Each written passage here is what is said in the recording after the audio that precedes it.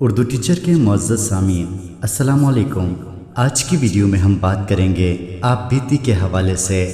آپ بیتی کے لفظی معنی خود پر گزرے ہوئے حالات کے ہیں۔ انسان ہونے کی حیثیت سے ہر فرد عجیب و غریب حالات و واقعات کا سامنا کرتا ہے۔ ان حالات و واقعات کو ادبی انداز میں دوسروں کے سامنے کتابی شکل میں پیش کرنے کا نام آپ بیتی ہے۔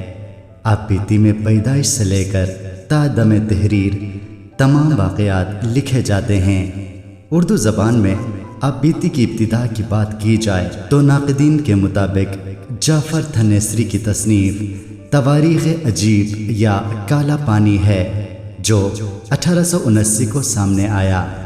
اردو کی مشہور آپ بیتیوں میں عبدالغفور نصاح کی حیات نصاح، حسن نظامی کی آپ بیتی، مشتاق یوسفی کی زرگزشت، مرزا ادیب کی مٹی کا دیا، کلیم الدین احمد کی اپنی تلاش میں، پرویز مشرف کی سب سے پہلے پاکستان اور عمران خان کی میں اور میرا پاکستان قابل ذکر ہیں۔ اب بیتی کی خصوصیات کی بات کریں تو اس میں سب سے پہلے خامیوں کا تذکرہ ہے۔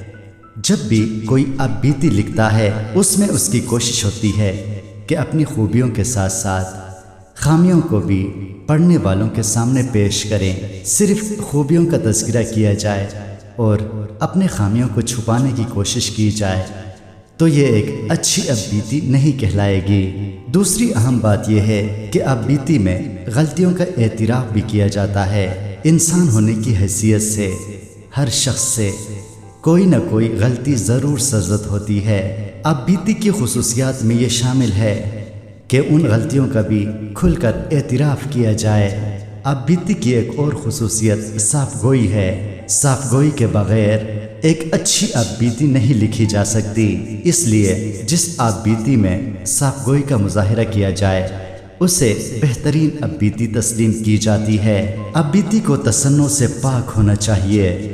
اس میں بناوٹی زبان یا اپنی شخصیت کو بناوٹی بنا کر پیش نہیں کیا جانا چاہیے۔ تصنع سے اب بیتی کا اثر زائل ہو جائے گا اور اب بیتی کی دلچسپی ختم ہو جائے گی۔ اب بیتی کے لیے ایک اور ضروری بات یہ ہے کہ اس میں ادبی انداز اختیار کیا جائے۔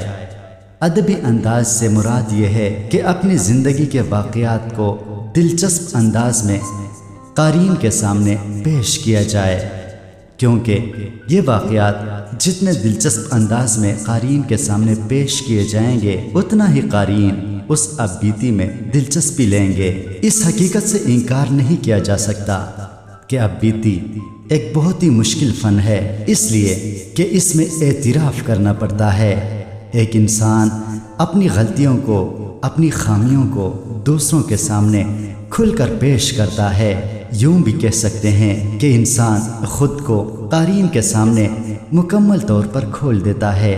خاص طور پر جب خواتین اب بیتیاں لکھتی ہیں تو یہ ان کے لیے اور بھی مشکل صنف بن جاتی ہے۔ تاہم اردو زبان میں خواتین نے بھی بڑھ چڑھ کر اب بیتیاں لکھی ہیں۔